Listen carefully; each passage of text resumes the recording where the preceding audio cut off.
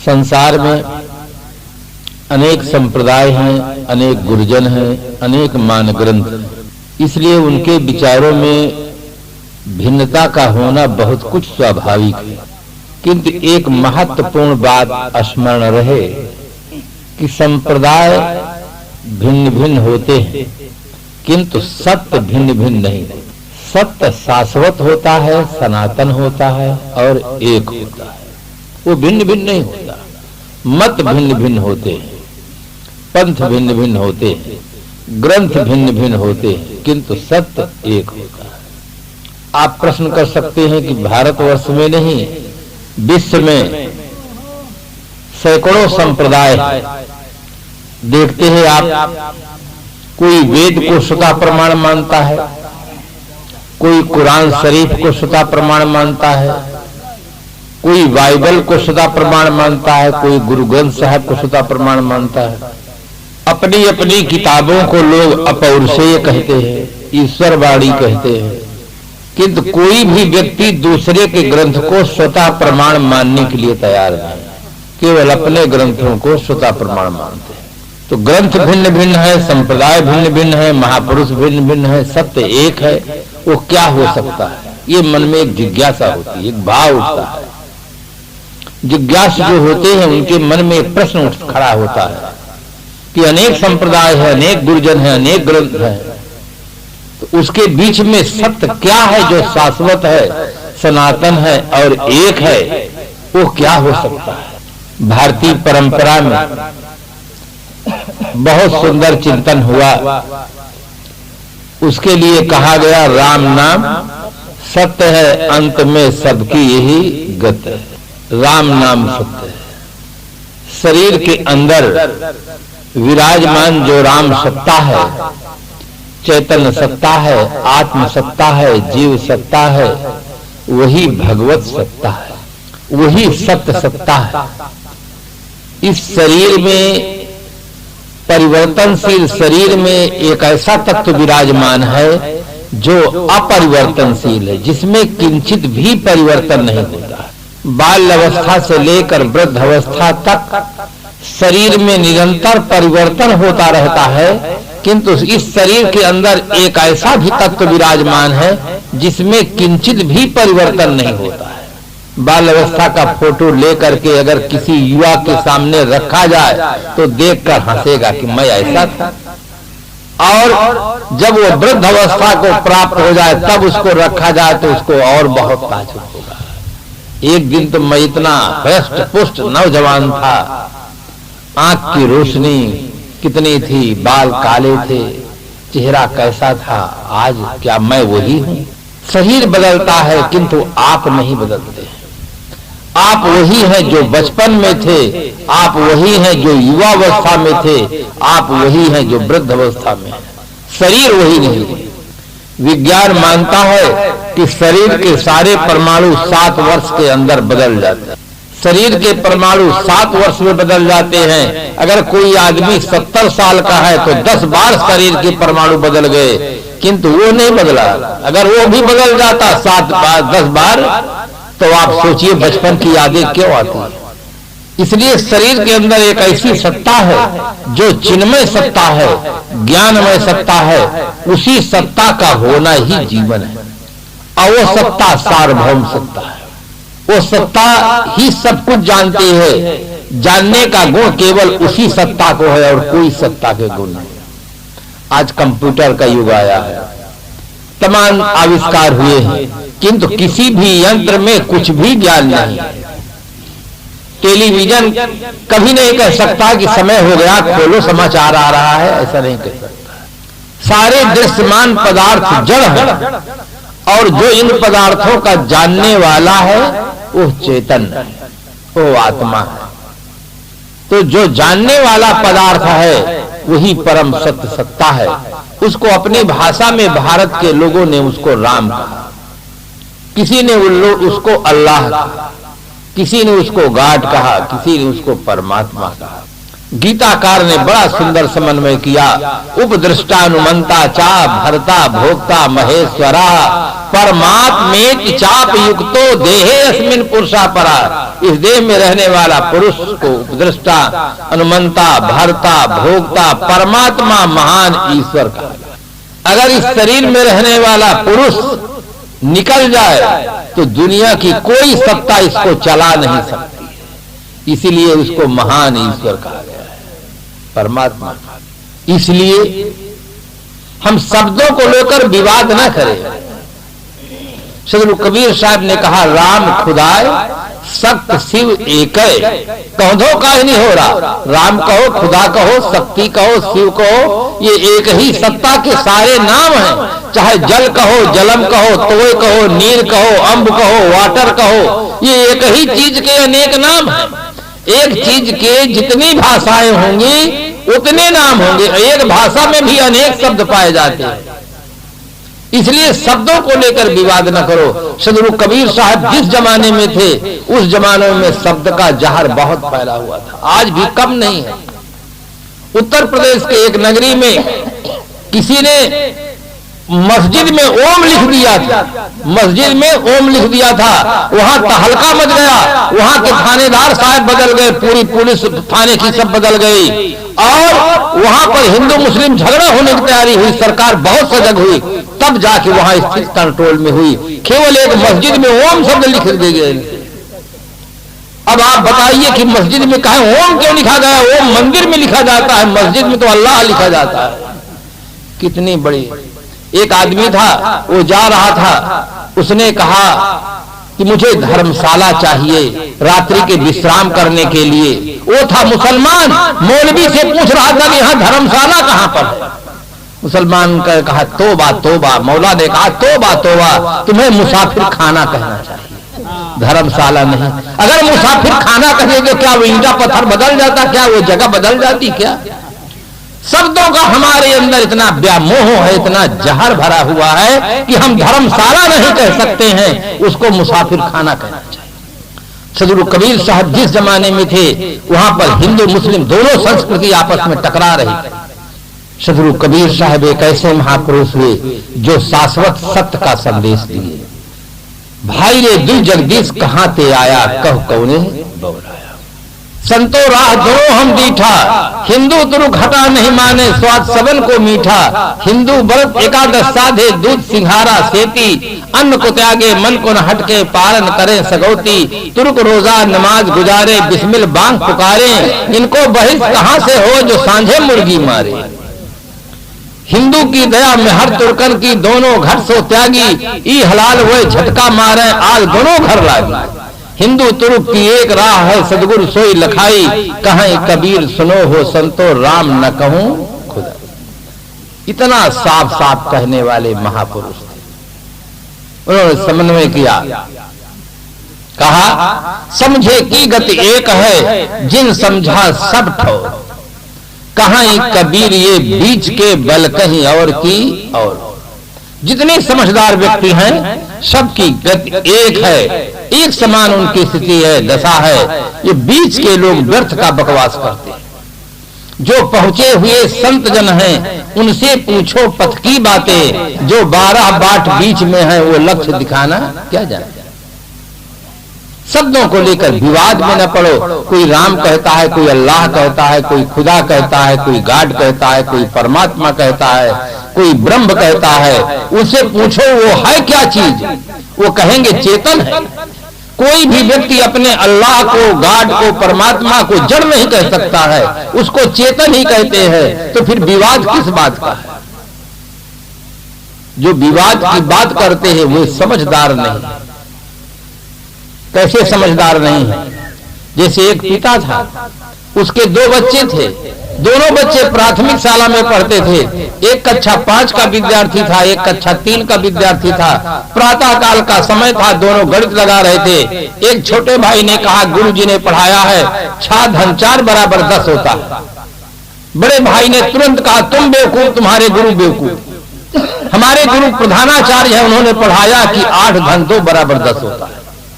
दोनों भाई विवाद में उतर गए। पिताजी अंदर से सुन रहे थे, बाहर निकले और कहे, बेटा क्यों विवाद कर रहे हो, अपना अपना काम करो। छोटे भाई के स्वाभिमान को धक्का लग गया था, दुखी था। छोटे भाई ने कहा, पिताजी देखो बड़े भाई साहब को दुस्साहस, हमें हमारे गुरुजी को बेवकूफ बताते हैं। जब हमारे गुरुजी ने पढ़ाया है 6 धन 4 बराबर 10 होता है, तो हम अपने गुरु की बात माने कि इनके गुरु की बात माने। बड़े भाई ने तुरंत कहा, पिताजी इसके पास इतनी भी अकल नहीं है कि प्रधानाचार्य बड़े होते हैं कि सहायक अध्यापक बड़े होते हैं। हमारे गुरु प्रधानाचार्य हैं, उन्होंने पढ़ाया कि 8 धन 2 बराबर 10 होता है, तो ये केवल अपने गुरु की रट लगाए, हमारे गुरु में इसकी कोई श्रद्धा नहीं है। दोनों की बात को पिता सुनता है, सुन करके मुस्कुराते हुए कहा, बेटा न तुम बेवकूफ न तुम्हारे गुरु बेवकूफ, बेवकूफ तो मैं हूं जो 2 बेवकूफों को पैदा किया। अगर मैं बेवकूफ नहीं होता तो तुम 2 बेवकूफों का जन्म ही नहीं होता। अरे 6 धन 4 बराबर 10 है और 8 धन 2 बराबर 10 है, विवाद किस बात का है? केवल शब्द को लेकर ही तो विवाद। तो धार्मिक जगत में विवाद नहीं करना चाहिए। धर्म है जीवन जीने की कला। अभी श्री उल्लास जी ने बहुत सुंदर उदाहरण दिया मनुस्मृति का। उसमें कहीं भी जहां धर्म के 10 लक्षण बताए गए हैं, कहीं भी कोई चर्चा ऐसी नहीं है, न देवी की, न देवता की, न भगवान की, न अवतार की, न पैगंबर की, न तीर्थ की, न मूर्त की, केवल मानवीय गुणों की उसमें चर्चा है। जो मानवता को धारण करता है वो आदमी धार्मिक, जो धर्म को धारण करता है वो आदमी धार्मिक कहलाता है। धर्म है मानवता। इंगरसोल ने कहा, ह्यूमैनिटी द ओनली रिलीजन, मानवता ही केवल धर्म। जैसे अनेक नदियां समुद्र में आकर मिल जाती हैं, इसी प्रकार से दुनिया के सारे संप्रदाय मानवता में आकर मिल जाते हैं। मानवता सबका मिलन केंद्र बिंदु। आदमी विभाजक रेखा की ओर ध्यान देता है, मिलन केंद्र बिंदु की ओर ध्यान नहीं देता है। सभी संप्रदायों में कम से कम 80% बातें मान्य, सब समान हैं। 20% ऐसी बातें हैं जिनमें टकराहट है। हम बहुमत से अगर देखें तो कम से कम सबसे उन्हीं बातों को लेकर प्रेम करें। धर्म हमें जीवन जीने की कला सिखाता है। धर्म न हिंदू बौद्ध है, धर्म न मुस्लिम जैन, धर्म चित्त की शुद्धता, धर्म शांति सुख चैन। धर्म के लिए लोग लड़ते हैं, धर्म के लिए लोग मरते हैं, किंतु धर्म को जीवन जीते नहीं है। ये बहुत बड़ी भूल करते हैं। अगर आदमी धर्म का जीवन जिए तो लड़े क्यों? धर्म कोई ऐसी चीज नहीं है, कोई छुई मुई का पौधा नहीं है कि कोई कह दिया तो वो कट जाएगा। धर्म तो शाश्वत चीज है और हर आदमी के लिए धर्म धर्म है। जैसे सत्य सबके लिए सत्य है। आप भारत के किसी प्रांत में जाकर गणित पढ़ें तो 2 धन 2 बराबर 4 पढ़ाया जाता है। किसी प्रांत में 5, किसी प्रांत में 3 नहीं पढ़ाया जाता है। प्रांत भिन्न भिन्न है, पढ़ाने वाले अध्यापक भिन्न भिन्न हैं, किंतु गणित का जो मानदंड है वो बिल्कुल एक है कि 2 धन 2 बराबर 4 होता है। विश्व के किसी भी देश में जाएंगे, किसी देश में 5 और 3 नहीं पढ़ाया जाता। पूरे विश्व में गणित का नियम एक है। पूरे विश्व में विज्ञान का नियम एक है। 100 डिग्री पानी गर्म कर दे तो भाप बनकर ऊपर उड़ जाएगा। पूरे विश्व में विज्ञान का नियम एक है। पूरे विश्व में पदार्थों का नियम एक है। कहीं भी पदार्थ रहेगा, पानी शीतल होगा, आग गर्म होगी। आप प्रश्न कर दे, क्या हिमालय में भी आग गर्म होगी? आग जहां होगी वहां गर्म ही होगी। हिमालय में भी आग होगी तो आग वहां गर्म होगी। पदार्थ का नियम एक है, गणित का नियम एक है, विज्ञान का नियम एक है, तो धर्म का नियम अनेक कैसे हो गया है? धर्म का नियम भी एक है। जो सत्य है वो सबके लिए सत्य है और जो गलत है वो सबके लिए गलत है। जो धर्म है वो सबके लिए धर्म है। अगर सबके लिए धर्म है तो धर्म है, नहीं तो केवल मजहब है। धर्म अलग चीज है और मजहब अलग चीज है। धर्म एक है और मजहब अनेक है। मजहब बनते रहते हैं, मिटते रहते हैं। धर्म शाश्वत होता है। धर्म भूमि है और मजहब पथ। भूमि रहती है, पथ बनते और मिटते रहते हैं।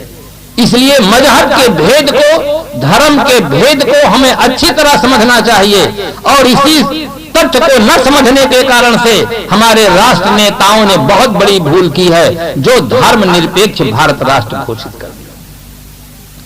और वो भूल आज भी चली जा रही है। अभी तक नेपाल हिंदू राष्ट्र था, अब नेपाल में भी ये भूत सवार हो गया कि धर्मनिरपेक्ष नेपाल हो गया। बहुत बड़ी भूल होती चली जा रही है। नेता लोग अपनी भूल को सुधारने का प्रयास नहीं करते हैं। हमारा जो युवा पीढ़ी है बहुत दिग्भ्रमित होती चली जा रही है कि हम धर्मनिरपेक्ष राष्ट्र के नागरिक हैं, हमें धर्म की कोई जरूरत नहीं। संप्रदाय निरपेक्ष जीवन हो सकता है, संप्रदाय निरपेक्ष राष्ट्र हो सकता है, धर्म निरपेक्ष न जीवन हो सकता है न धर्म निरपेक्ष राष्ट्र हो सकता है। शब्द से ही तो अर्थ निकलता है। अगर हम आपको कहें पानी लाइए, कृपा करके प्यास लगी है पानी दीजिए, तो आप तुरंत एक बाल्टी लाते हैं, गिलास लाते हैं, पानी देते हैं। आप तो हमको नहीं देते पीने के लिए।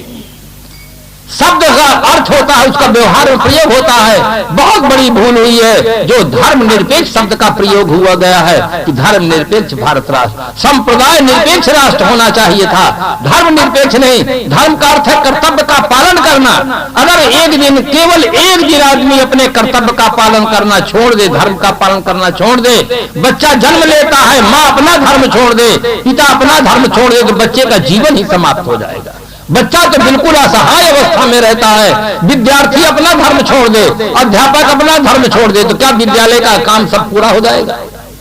विद्यार्थी अपना धर्म पढ़ना छोड़ दे, अध्यापक अपना धर्म पढ़ाना छोड़ दे, तो शिक्षा का विकास रुकेगा कि आगे बढ़ेगा?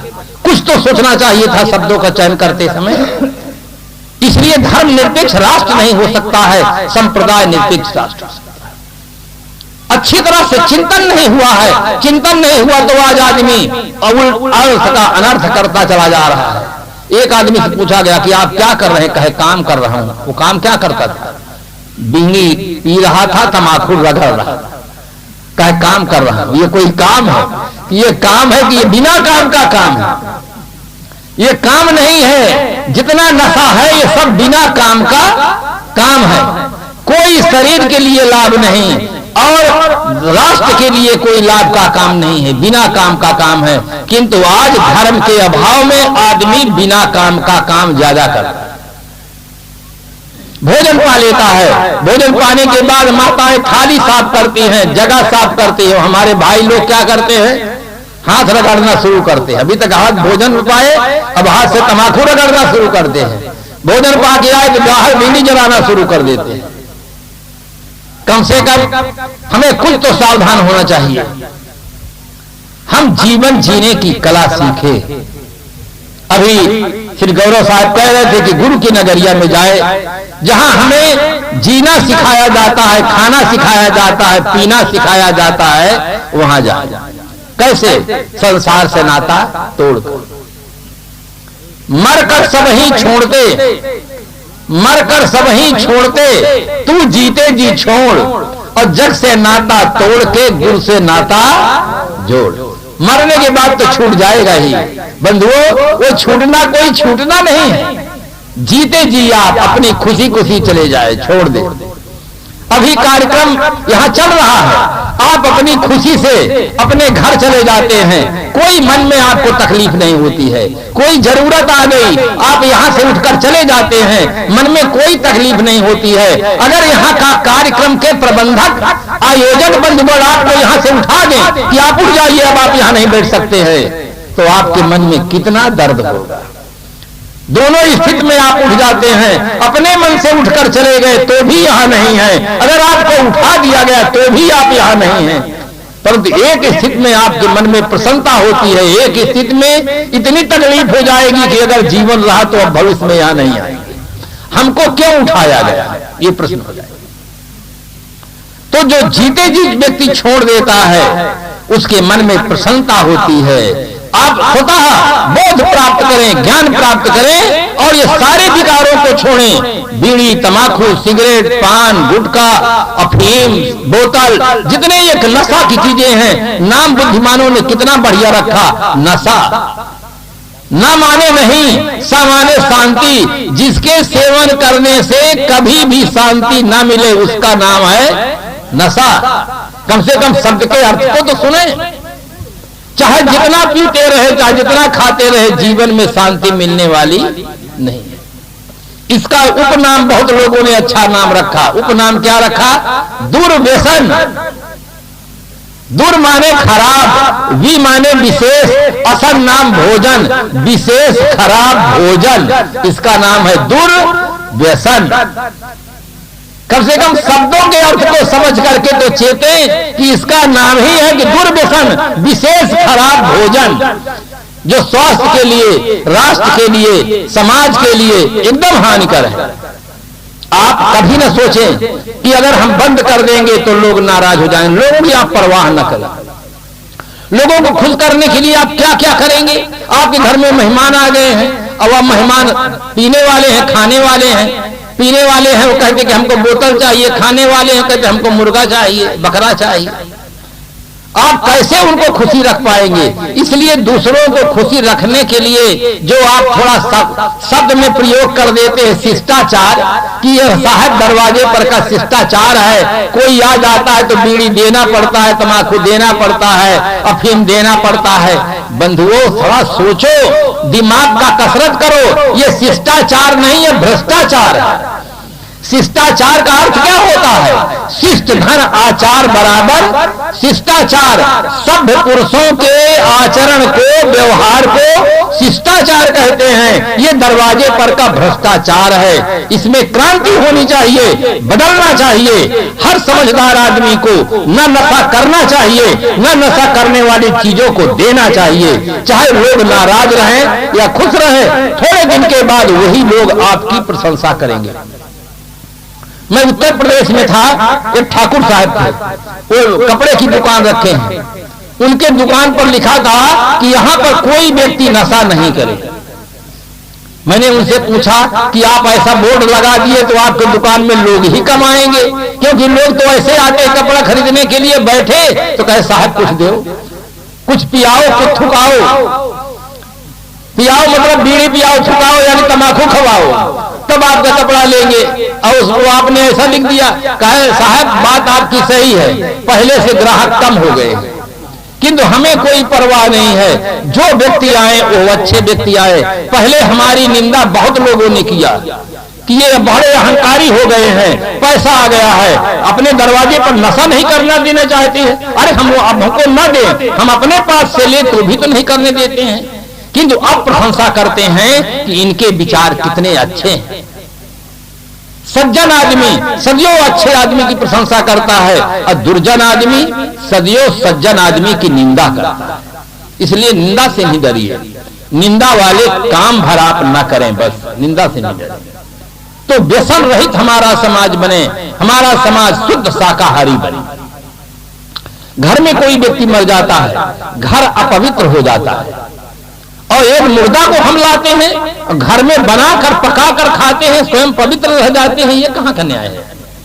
बाहर से लाते हैं वो भी तो मुर्दा है, चाहे बकरा लाए, चाहे मछली लाए, चाहे कुछ भी लाए, वो मुर्दा है। मुर्दा को हम खाते हैं।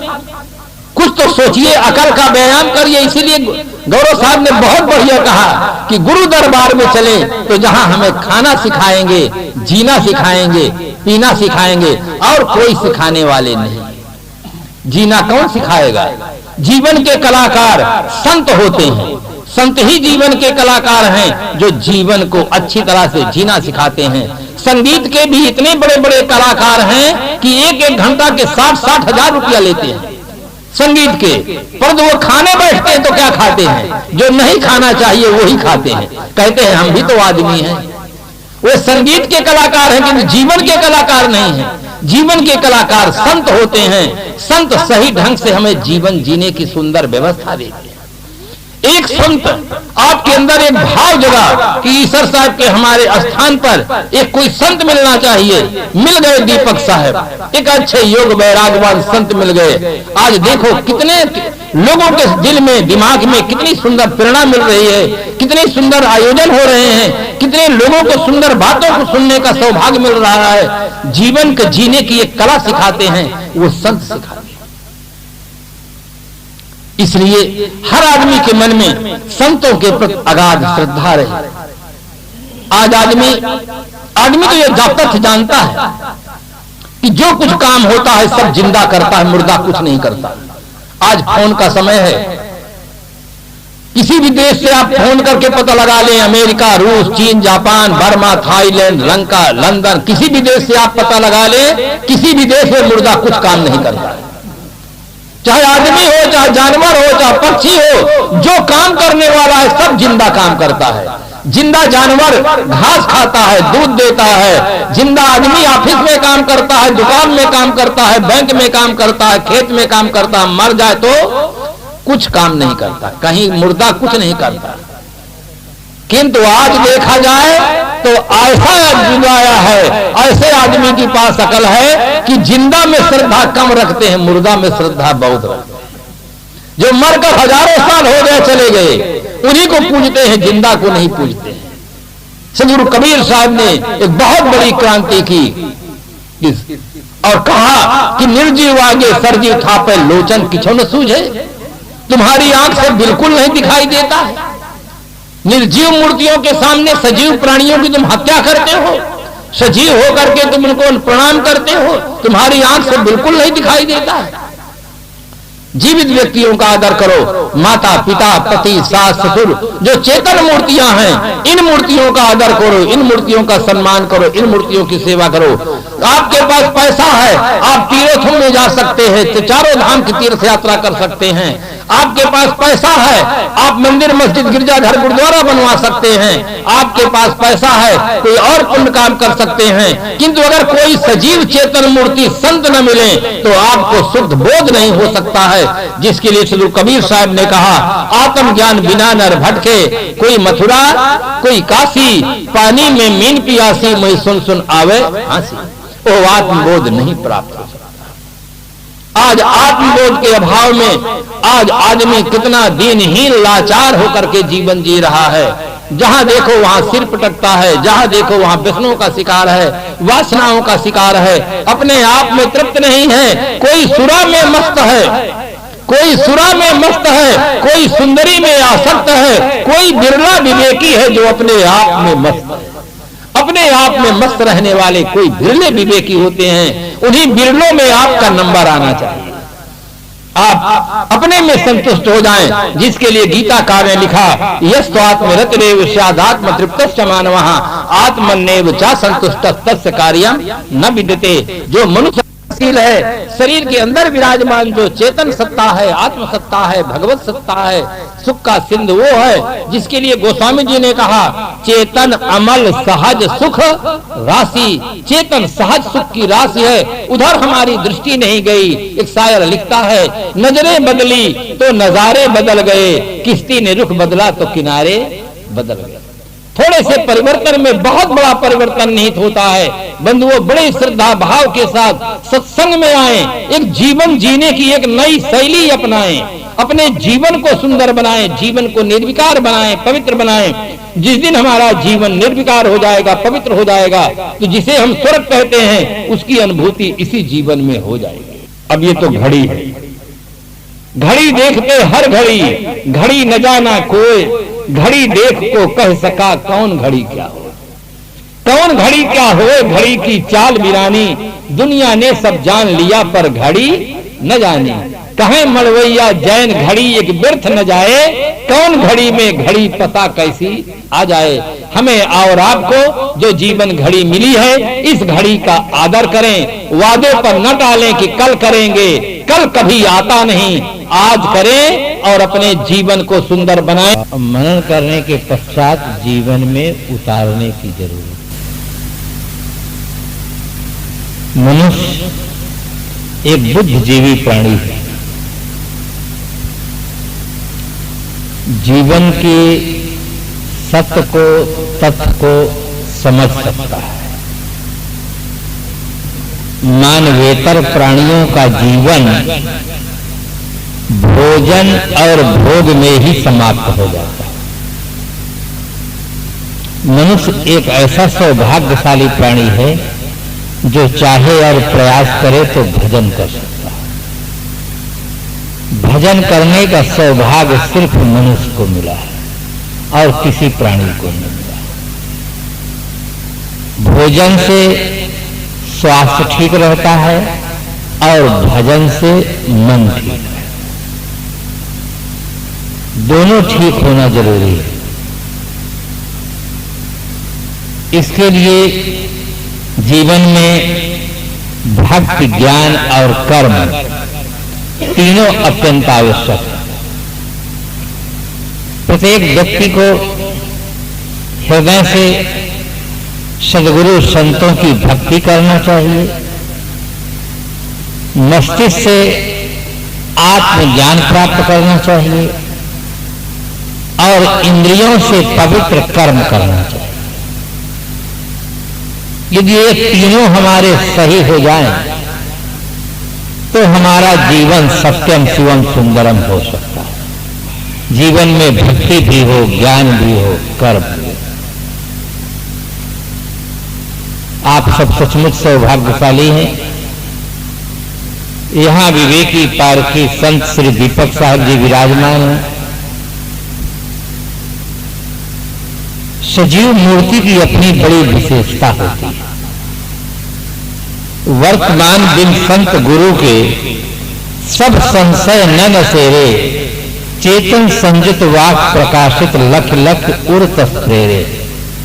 वर्तमान में कोई संत सदगुरु मिल जाते हैं, हमारे हृदय के भाव को देखकर प्रेरणा देते हैं, बोध देते हैं, उससे जीवन रूपांतरित होता है, मन को शांति मिलती है, निर्भ्रांत बोध प्राप्त होता है, जीवन सार्थक हो जाता है। आज भक्त प्रबल श्री ठाकुर साहब जी प्रवचन के बाद एक प्रश्न खड़ा किए। वो प्रश्न केवल उनका प्रश्न नहीं है, समग्र मानव जाति का प्रश्न है और केवल आज पूछा गया हो ऐसी बात नहीं है। ये प्रश्न सदा से पूछा गया है और ऐसा लगता है कि सदा पूछा जाएगा। अर्जुन ने भी भगवान श्री कृष्ण से यही प्रश्न पूछा था कि भगवान, ये मन कैसे बस में हो? चंचलम ही मनः कृष्ण प्रमात बलवद दृढ़म तस्याहम निग्रहम मन्ने वायुरीषु दुष्करम। हे भगवान, मन चंचल है, मैं इसको बस में करना बहुत कठिन समझता हूं। जैसे वायु को बस में करना कठिन है, इसी प्रकार से मन को बस में करना भी बहुत कठिन है। छोटे छोटे बच्चों का भी मन बहुत चंचल है। साहब ने तो बीजक में कहा, तन के वृद्ध कहा भव बौरे, मनुआ अजहू बारो हो। मुख के दांत गए कहा भव बौरे, भीतर दांत लोहे के हो। फिर चना चबाए विषय के, काम क्रोध मद लोभ के हो। तन की सकल संज्ञा घट गयऊ, मनहि दिलासा दूना हो। कहाई कबीर सुनो हो, संतो सकल सयाना पहुना। मन चंचल है, मन कैसे बस में हो? हर आदमी के सामने ये प्रश्न है, हर आदमी की अपनी समस्या है, क्योंकि जीवन के मूल में मन है। मन ही तन से संबंध जोड़ाता है। डॉक्टर बंधुगण जब ऑपरेशन करते हैं, क्लोरोफार्म सुंघा देते हैं, मन का कनेक्शन हट जाता है, तो वो चीर फाड़ करते हैं, कुछ दुख दर्द नहीं होता। हम और आप जब गहरी नींद में चले जाते हैं, जहां स्वप्न भी नहीं होता, वहां पता भी नहीं रहता कि खोड़ी में है कि जोधपुर में है, राजस्थान में है कि गुजरात में है, हमारा क्या नाम है, हम कहां लेते हैं, कुछ पता नहीं रह जाता, क्योंकि वहां मन नहीं रह जाता। और जैसे मन आ जाता है, स्वप्न होने लग जाता है, बस दुख सुख चालू हो जाता है।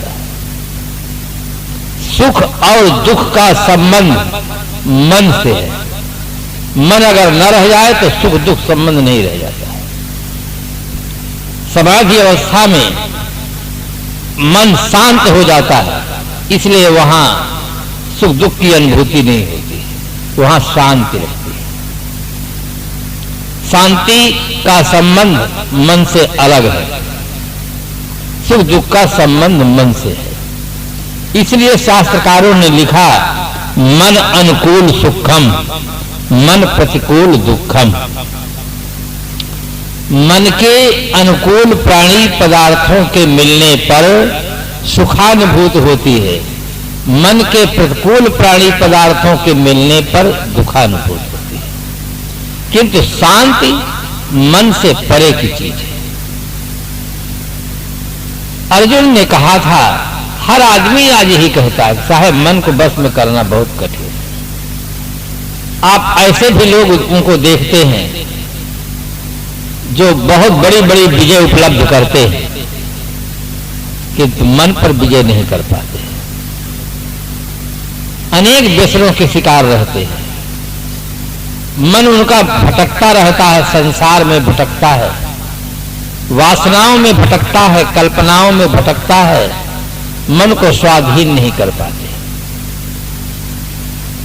अर्जुन जब अपने दिल की बात भगवान श्री कृष्ण से कहते हैं, तब उन्होंने कहा, असंशयम महाबाहो मनो दुर्निग्रहम चलम अभ्यासेना तो कौन्ते वैरागेण च गृह्यते।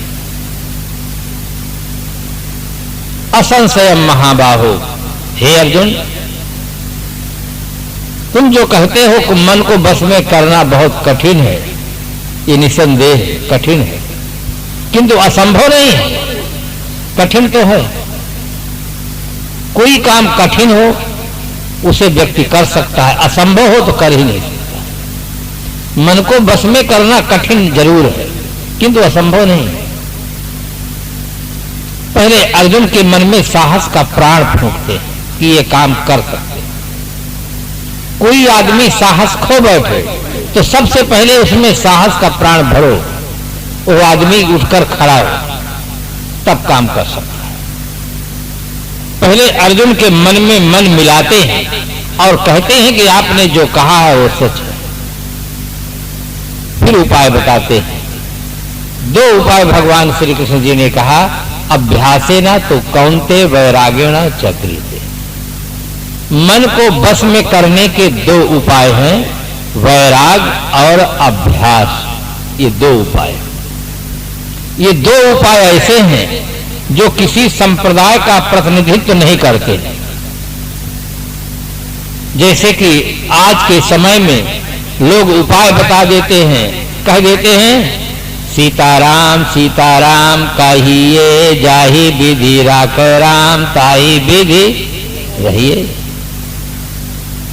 ये अपने अपने संप्रदायों की बात है।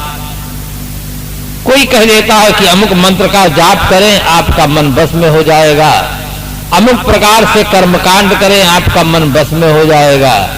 महाराज श्री कृष्ण जी अर्जुन को ऐसा नहीं कहते, क्योंकि ये एक आदमी का प्रश्न नहीं है, विश्व के प्रत्येक नर नारी के सामने ये समस्या है और सबके लिए समाधान देना है। वास्तविक समाधान है कि वैराग और अभ्यास से मन बस में होता है। कोई व्यक्ति अपने जीवन में प्रयोग करके देख सकता है कि मन बस में होता है कि नहीं होता। पहले मैं इसके लिए एक उदाहरण सुना दूं जिससे बात ठीक से समझ में आ जाए, फिर इसका विश्लेषण करो। एक वयोवृद्ध सेठ जी थे, वो एक संत के दर्शन के लिए गए। वास्तव में सदगुरु कबीर साहब ने कहा, संकट सोच पोच यह कलिमा बहुतक व्याध शरीरा, जहां धीर गंभीर अति निश्चल तहां उठ मिलो कबीरा। जीवन में कोई विशेष समस्या हो जाए, आपका समाधान न मिलता हो तो धीर गंभीर संत के पास जाना चाहिए। आज चिंतन बहुत हल्का हो गया है, इतना हल्का हो गया है कि टीवी में दिखाया जाता है गम मिटाओ गम। गम का साधन क्या है? बोतल पीने। कितना हल्का चिंतन। नशा उतरेगा तब फिर क्या होगा? फिर गम रहेगी कि नहीं रहेगी? गम तो मिटने का साधन ये बोतल नहीं है, आज टीबी को देख करके हजारों लाखों लोग गम मिटाने का साधन बोतल समझ लिए, बोतल पीने लगे। जो नहीं बीमारी थी वो भी आ गई।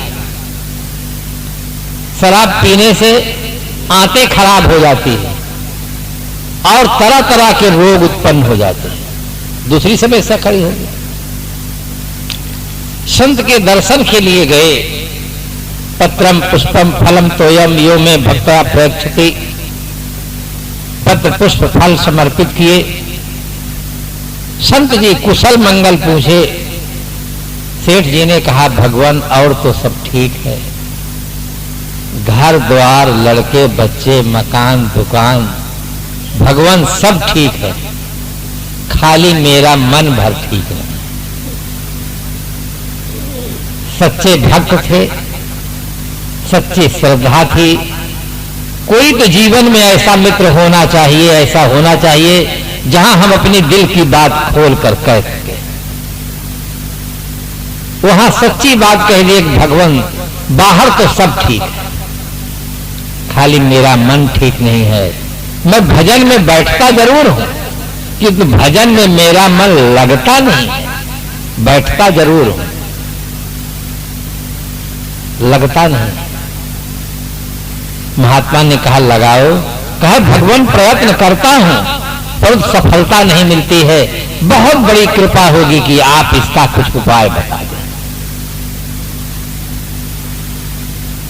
संत ने कहा कि कल हम तुम्हारे यहां भिक्षा लेने के लिए आएंगे, उसी समय पर इस प्रश्न का समाधान करेंगे। सेठ जी तो बहुत खुश हो गए कि लोग बहुत विनय करते हैं तब महाराज जी स्वीकार करते हैं। महाराज जी की कितनी अहेतुक कृपा है कि अपने आप कह दिए कि कल आपके यहां भिक्षा लेने के लिए आएंगे, तब इस प्रश्न का समाधान करें। सेठ जी के मन में बड़ी प्रसन्नता हुई। कुछ देर बैठे, बाद में घर आए, सेठानी को बताया कि कल गुरुदेव पधारेंगे भिक्षा लेने के लिए, और मेरे जीवन की जो सबसे बड़ी समस्या है उसका समाधान देंगे। मैं भजन में बैठता हूं, 1 घंटा बैठता हूं, किंतु मेरा मन लगता नहीं है, इसका समाधान देंगे। बहुत सुंदर भोजन की व्यवस्था रखना, ऐसा कह देते हैं। सेठ जी दुकान चले जाते हैं। दूसरा दिन आया, मकान की सफाई हुई, अनेक प्रकार के सुंदर मिष्ठान बनाए गए। समय हुआ भोजन का। महाराज जी आश्रम से चलते हैं तो जो पात्र था, जिसे हम लोग कमंडल कहते हैं, पात्र में कंकड़ पत्थर कीचड़ सब भर के पूरा फिट कर देते हैं, हाथ में लेकर चल देते हैं।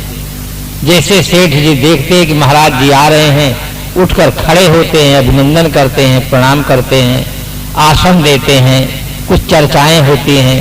बाद में जब भोजन का समय आता है तो निवेदन करते, भगवान भोजन तैयार है, ले आए। महाराज जी स्वीकृत दे देते हैं। जैसे सेठ जी भोजन लेकर आते हैं, महाराज जी अपना कमंडल बढ़ा देते हैं, कहते हैं इसी में डाल दो। जैसे सेठ जी कमंडल को खोलते हैं ढक्कन, तो वो तो पूरा भरा हुआ है कीचड़ से, कंकड़ से, पत्थर से। सेठ जी के हाथ वहीं रुक जाते हैं। महाराज जी ने कहा, संकोच न करो, इसी में डालो। सेठ जी कैसे डाल सकते हैं? अनेक सुंदर मिष्ठान बना हुआ है, बहुत सुंदर खीर बनी हुई, कैसे डालें? उन्होंने कहा, भगवान ये तो भरा हुआ है, इसमें जो भी मैं डालूंगा सब नीचे हो जाएगा, इसमें जगह ही नहीं है। ये मेरी खीर जो है इतनी सुंदर बनी, ये खराब हो जाएगी। पहले ये पात्र आप मुझे दे दें, मैं इसमें जो भरा है उसे इसको मैं खाली करूं, फिर इसे मैं साफ करूं, फिर मैं भोजन दूं। महाराज जी ने कहा, जैसी तुम्हारी मर्जी हो। कमंडल बढ़ा देते हैं। सेठ जी उसको पहले खाली करते हैं, फिर उसको अच्छी तरह से मांज धो करके साफ करते हैं, फिर उसमें अपनी खीर डालते हैं, मिष्ठान डाल देते हैं। महाराज जी जैसे भोजन पाते हैं, अपने हाथ में कमंडल पाते हैं, बस अपने मठ की ओर चल देते हैं। सेठ जी सोचते हैं कि लगता है महाराज जी भूल गए, अपने कहे थे कि कल जब भिक्षा के लिए आएंगे तो तुम्हारे प्रश्न का समाधान करेंगे। लगता है महाराज जी भूल गए, भोजन पाए और आश्रम की ओर चल दिए। सेठ जी दौड़ करके आगे खड़े हो गए, हाथ जोड़कर विनय किए कि भगवान, मेरे जीवन की जो सबसे बड़ी समस्या है, मेरा मन भजन में नहीं लगता है, इस समस्या के समाधान के लिए आपने कहा था कि हम कल भिक्षा लेने के लिए आएंगे तो उसका समाधान करेंगे, उस पर कुछ चर्चा नहीं किए आप।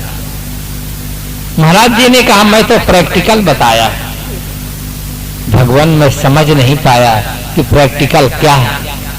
उन्होंने कहा आप तो बहुत समझदार हैं, मैं भोजन देने के लिए इसमें अपना पात्र बढ़ाया तो आपने कहा पहले खा, ये भरा हुआ इसमें जो कुछ डालूंगा सब नीचे जाएगा और डाल दूंगा तो सब मेरा खराब हो जाएगा। पहले पात्र अपने हाथ में लेकर पात्र को पहले खाली किए, फिर सफाई किए, तब भोजन आप दिए। एक खीर को देने के लिए भी पात्र का खाली होना जरूरी है और साफ होना जरूरी है। इसी प्रकार से भजन जैसे उत्तम चीज के लिए भी पात्र का खाली होना जरूरी है और पात्र का साफ होना जरूरी है। भजन में जो मन नहीं लगता है तो उसमें बर्तन जो आपका मन रूपी पात्र है ये पूरा भरा है और ऐसी चीजों से भरा है कि उसमें भजन का कोई स्थान नहीं मिलता। मन में जो विकार हैं, अगर ये विकार हट जाए, मन में जो भारीपन है, भराव है, ये हट जाए तो हर आदमी का मन भजन में लग सकता है। आज आदमी आधी बात तो बताता है कि महाराज मेरा मन भजन में नहीं लगता है, परंतु उनसे आप पूछें कि आपका मन लगता कहां, ये बताइए, तो शायद ही कोई आदमी हिम्मत करके बता सके कि मेरा मन यहां लगता है। क्योंकि मन जहां लगा है वो इतनी हल्की जगह है कि वहां बताने में संकोच होगा।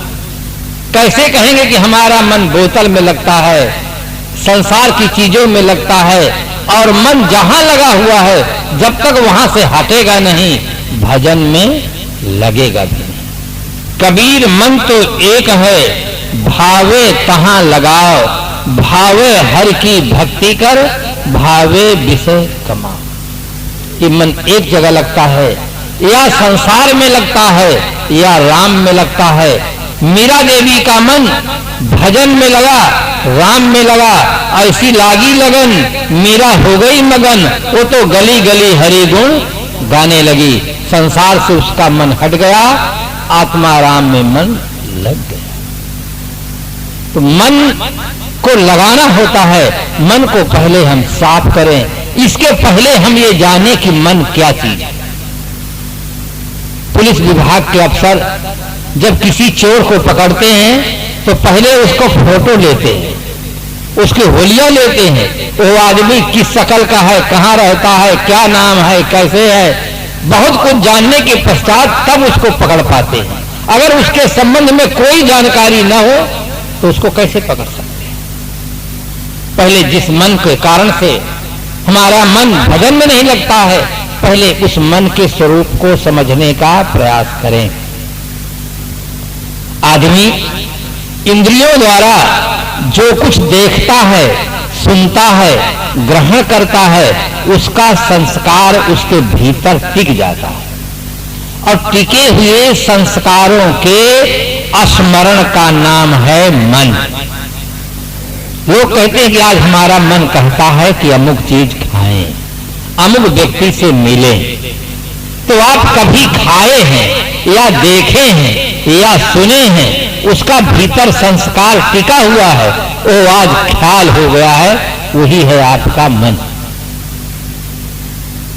इसलिए जो मन है वो वैराग और अभ्यास दो ऐसे साधन हैं। इन दो साधनों में से कोई भी व्यक्ति अगर इन दो साधनों का प्रयोग करे तो अपने मन को बस में कर सकता है। आप शब्दों पर थोड़ा सा चिंतन करें, घबराए नहीं कि अर्जुन जैसे व्यक्ति भी घबरा जाता है कि भगवान आप तो सन्यासियों जैसी मुझे शिक्षा देते हैं, मैं कोई सन्यासी थोड़ो हूं कि काम को अपने बस में कर लूं, काम को जीत लूं।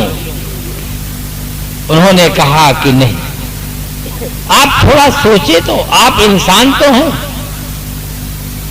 इंसान के पास बहुत बड़ी क्षमता है संकल्प शक्ति की। बहुत बड़ी क्षमता है आदमी के अंदर। जब आदमी अपने संकल्प को दृढ़ बना लेता है तो उसको कोई परिवर्तन नहीं होता। देखिए, गांधी जी ने दृढ़ संकल्प किया, अंग्रेजों भारत छोड़ो, और इतना संकल्प कर लिए कि डू और डाई, करो या मरो। उस संकल्प शक्ति का इतना सुंदर रिजल्ट आया कि अंग्रेज यहां से चले गए और भारत हमारा देश स्वतंत्र। पार्वती ने दृढ़ संकल्प किया कि कोटि जन्म तक रगड़ हमारी, वरों संभुन तो रहा कुमारी। एक जन्म नहीं, करोड़ों जन्म अगर मुझे लेना होगा तो मैं लूंगी, बरूंगी तो शंकर जी को बरूंगी, नहीं तो मैं कुमारी रह जाऊंगी। कितना बड़ा दृढ़ संकल्प!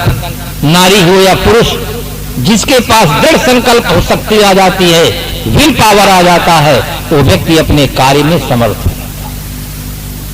विराग शब्द सुन करके केवल मन में यह ना होना चाहिए ये तो साधु सन्यासियों की चीज है। विराग है मन की निगमलता। जिस समय हमारा मन किसी प्राणी की ओर, किसी पदार्थ की ओर आकर्षित नहीं होता है, अपने में आप में तृप्त होता है, शांत होता है, संतुष्ट होता है, निर्मल होता है, उस अवस्था को विराग कहा जाता है। राग रहित अवस्था, चित्त में कोई आकर्षण नहीं, कोई विकर्षण नहीं, चित्त हमारा शांत है, प्रसन्न है, उस अवस्था को विराग